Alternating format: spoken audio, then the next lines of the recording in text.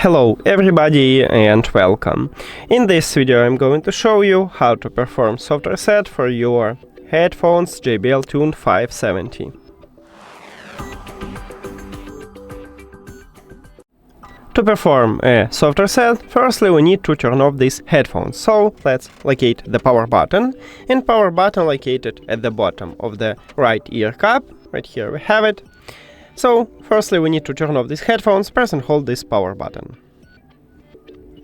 Here we go.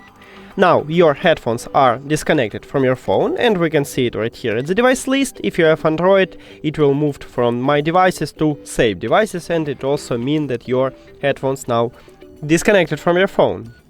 And then we need to turn on these headphones, so again press and hold power button until you can see LED light here. Here we go.